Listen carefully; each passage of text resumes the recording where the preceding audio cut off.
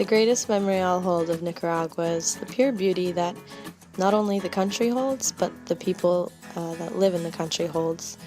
It was an incredible thing to be welcomed into a foreign country with little knowledge of the language and cultural norms, and create such a pure, real relationship with these people right away. And these students were so open and welcoming and ready to show affection, and it's the most beautiful thing to be able to experience that when you're struggling to adjust to a foreign country.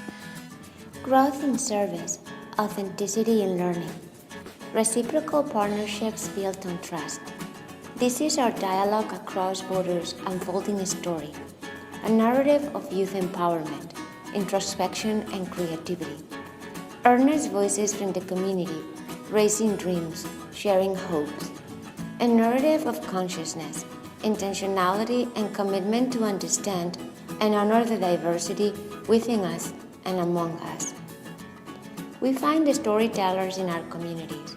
We listen to the delicate threads of their stories, treasure their wisdom, celebrate their art. We challenge the borders, and we travel to seek connections, to gain a new understanding of who we are. And we become vulnerable. We dialogue with foreign voices, we build common ground, and we found ourselves belonging to the we, existing in the story of us. Before going on the trip, we as a group anticipated possible challenges that might come up during the week, like the language barrier or how the learners might not particularly like the workshops that we had planned. But for me, the biggest challenge was saying goodbye to all the amazing people I had met, connected with, and formed friendships with in only a short week.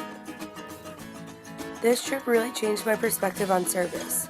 Instead of going in and serving on our terms, everything was based on the needs of the community. With the students in Nicaragua, it was a very mutual learning experience. We came home with a different outlook on what service learning really means. I love working with Waves of Hope because of the way they ran their organization. The community was involved every step of the way, and no choices were ever made without them. Waves of Hope created actual and sustainable change in the community while respecting the culture and the ideas of the people that live there.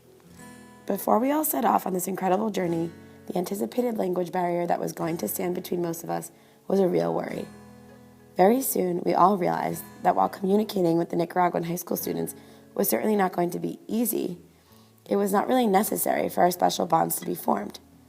From the moments we all first interacted, it was clear we were going to have a special few days. Communication can come in the form of a look, a hug, sitting next to one another. It's not about speaking the same language or communicating in words. It's about so much more.